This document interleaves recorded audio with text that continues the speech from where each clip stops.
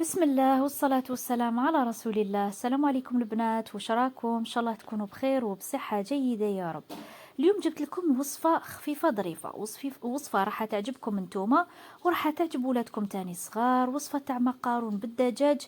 تجي بزاف بزاف بنينة ومكوناتها بسيطة، ما راهيش مكلفة. نبداو بتحضير الوصفة تاعنا.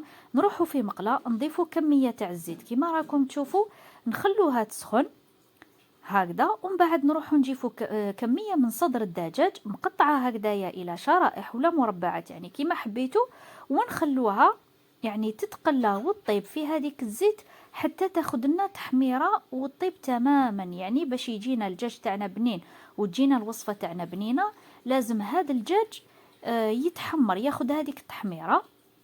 نبقاو نقلبو فيه هكا بهذه الطريقة حتى يطيب معانا. فوالا. هنايا راني درت البنات، راني درت حوالي ربع صدر دجاج برك، يعني ما راهيش كميه كبيره.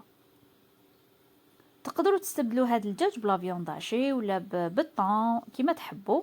دوكا هنايا راح نضيف الملح والتوابل. عندي ملح، فلفل كحل، شويه تاع العكري وشويه تاع الكركم. تقدروا تاني تضيفوا توابل الدجاج هكذا، راح يعطونا بنة رائعة في الدجاج تاعنا. تقدروا تاني تضيفوا شوية تاع الزنجبيل كيما حبيتوا، يعني نعرفوا باللي الزنجبيل يتوالم بزاف مع الدجاج ويعطينا نكهة هايلة معاه. فوالا. نخلي هذوك التوابل يتشربهم مليح مليح الدجاج، والدجاج تاعنا هذاك ياخد تحميرة.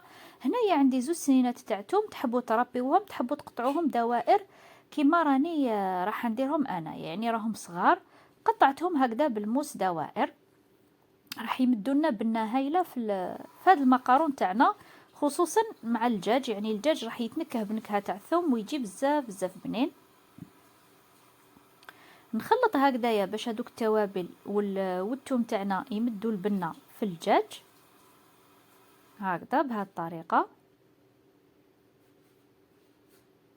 شوفوا يعني هذاك الدجاج بدا ياخذ هذيك التحميره اللي تشهي، وهنا الروائح ما شاء الله يا خياتي، يعني نودكم ما شهيكم. في هذه المرحله راح نضيف شويه تاع زيتون دي نوايوتي مقطع دوائر. في بلاصه الزيتوني لا توفر عندكم لي شامبينيون تاني راح يضيفوا مذاق واش نقول لكم روعه. مرفا ندير هذه الوصفه بلي شامبينيون وتجي هايله. وشنو اليوم كي درت لكم الدجاج ما حبيتش نزيد نكلفكم وندير معاهم لي شامبينيون. يعني نعرفوا بلي لي شامبينيون غاليين ما راهمش في مقدور الجميع، درت معاها شويه تاع الزيتون. في هذه المرحله راح نضيف غرفه ونص تاع الفارينه. علاش دوك تفهموا علاش؟ يعني راح ندير واحد الصلصه، وهذه الفارينه هي اللي راح تعقدها. وشنو نحمصها، نحاول نحمصها باش طيب معانا وما تقعدش البنه تاع الفارينه في هذيك لاصوص اللي راح نديروها ونحطوا فيها ومن بعد المقارون. بعد ما تحمصت الفارينه راح نضيف زوج كيسان تاع الحليب. انا هنايا استخدمت الحليب البنات لانه باش تكون وصفه اقتصاديه.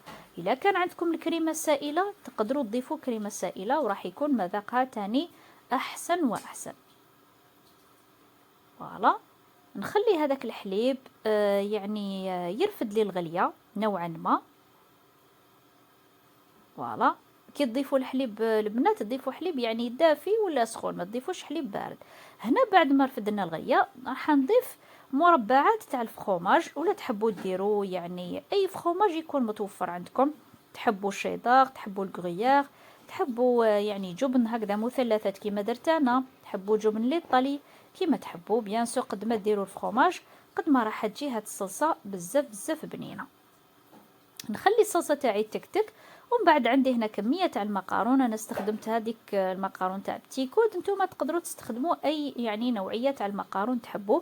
كنت غليتها في شويه تاع الماء والملح وريقه تاع الرند وفص تاع توم باش هكذا تجينا بنينه. وندخلها في هذيك الصلصه باش تتشرب منها وتجي يا البنات رائعه. يعني هاد المقارون تنحيو بها حيره، راهي طيب غير هكذا في طنجره ولا في مقيله ولا وتجي بنينه. راح تعجبكم نتوما، راح تعجب تاني ولادكم، وما راهيش واعره في التحضير ديالها، يعني سهله تمتم توجدوها. يروح ولادكم الصباح يقراو، نتوما تمتم توجدوها وتخليوها كي يجيو راح يلقاوها يفطروا بها. ولا حبيتو ديروها عشاء تاني راهي خفيفه ماشي ثقيله وبنينه بالبزاف.